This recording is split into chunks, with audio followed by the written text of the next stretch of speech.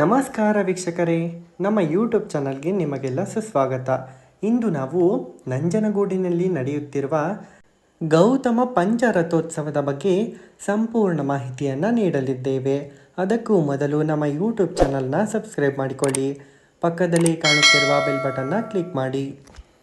ಹೌದು ವೀಕ್ಷಕರೇ, ನಂಜುಂಡೇಶ್ವರನ ದೇವಸ್ಥಾನ ಅಂದರೆ ಶ್ರೀಕಂಠೇಶ್ವರನ ದೇವಸ್ಥಾನ ಎಂದು ಸಹ ಕರೆಯಲಾಗುತ್ತದೆ.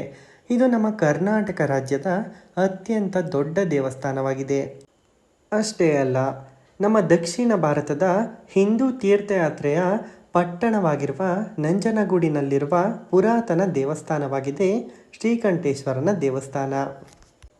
ಇದುವೇ ನಂಜುಂಡೇಶ್ವರ ದೇವನ ಪುರಾತನ ದೇವಾಲಯ. ನಂಜುಂಡೇಶ್ವರ ಅಂದರೆ ಬೇರೆ ಯಾರೂ ಅಲ್ಲ, ಸಾಕ್ಷಾತ್ ಈಶ್ವರನೇ ನಂಜುಂಡೇಶ್ವರ.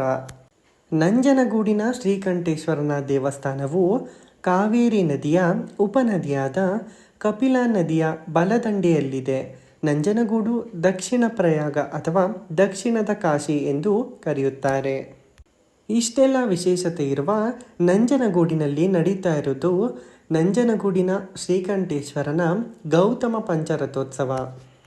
ಅಷ್ಟೇ ಅಲ್ಲ ವೀಕ್ಷಕರೇ, ನಂಜನಗೂಡಿನ ರಥೋತ್ಸವವನ್ನು ದೊಡ್ಡ ಜಾತ್ರೆ ಎಂದು ಸಹ ಕರೀತಾರೆ. ನಮ್ಮ ಮೈಸೂರು ಜಿಲ್ಲೆಯ ಪ್ರಸಿದ್ಧ ಧಾರ್ಮಿಕ ಹಬ್ಬವಾಗಿ ಕೂಡ ಶ್ರೀಕಂಠೇಶ್ವರನ ರಥೋತ್ಸವವು ಹೆಸರುವಾಸಿಯಾಗಿದೆ. ಪ್ರತಿ ವರ್ಷ ಕಬಿನಿ ನದಿಯ ದಡದಲ್ಲಿರುವ ಶ್ರೀಕಂಠೇಶ್ವರ ಸ್ವಾಮಿಯವರ ದೇವಾಲಯದಲ್ಲಿ ವಿಜೃಂಭಣೆಯಿಂದ ನಡೆಯುತ್ತದೆ ಶ್ರೀಕಂಠೇಶ್ವರನ ರಥೋತ್ಸವ.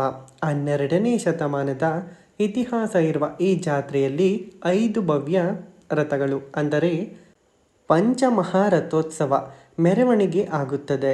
ಇದನ್ನು 90 ಅಡಿ ಎತ್ತರದ ಗೌತಮ ರಥದ ಕಾರಣಕ್ಕಾಗಿ ದೊಡ್ಡ ಜಾತ್ರೆ ಎಂದು ಕರೆಯಲಾಗುತ್ತದೆ. ನಮ್ಮ ಕರ್ನಾಟಕದಲ್ಲಿ ಅಷ್ಟೇ ಅಲ್ಲ, ನಮ್ಮ ಭಾರತದಲ್ಲಿ ಅಷ್ಟೇನೇ ಅಲ್ಲ, ನಮ್ಮ ಪ್ರಪಂಚದಲ್ಲಿ ನೀವು ಎಲ್ಲೇ ಹುಡುಕಿದರೂ ನಂಜನಗೂಡಿನಷ್ಟು ವಿಶಿಷ್ಟವಾದ ಇನ್ನೊಂದು ರಥ ನಿಮಗೆ ಸಿಗೋಲ್ಲ. ಬನ್ನಿ ವೀಕ್ಷಕರೇ, ಹಾಗಾದರೆ ನಮ್ಮ ನಂಜನಗೂಡಿನ ರಥೋತ್ಸವದ ಪ್ರಮುಖ ಇತಿಹಾಸ ಮತ್ತು ವೈಶಿಷ್ಟ್ಯಗಳನ್ನು ತಿಳಿಯುತ್ತಾ ಹೋಗೋಣ. ಸ್ಥಾಪನೆ ಮತ್ತು ಹಿನ್ನೆಲೆ.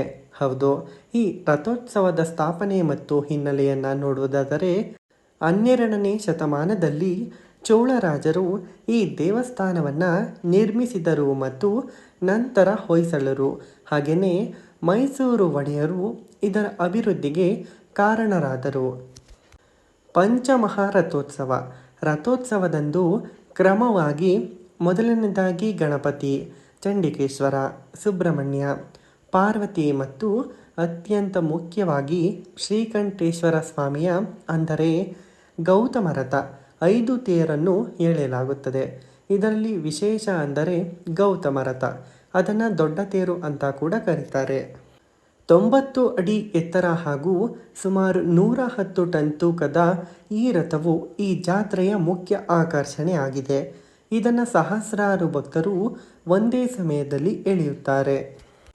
ಇಷ್ಟೇ ಅಲ್ಲ, ಇದಕ್ಕೆ ಪುರಾಣ ಕಥೆ ಸಹ ಇದೆ. ಪಾರ್ವತಿ ದೇವಿ ಕಬಿನಿ ನದಿ ತೀರಕ್ಕೆ ಭೇಟಿ ನೀಡಿ ಇಲ್ಲಿನ ಶಿವಲಿಂಗವನ್ನು ಪೂಜಿಸಿದ್ದರಿಂದ ಇದು ದಕ್ಷಿಣ ಕಾಶಿ ಎಂದೇ ಪ್ರಸಿದ್ಧವಾಗಿದೆ.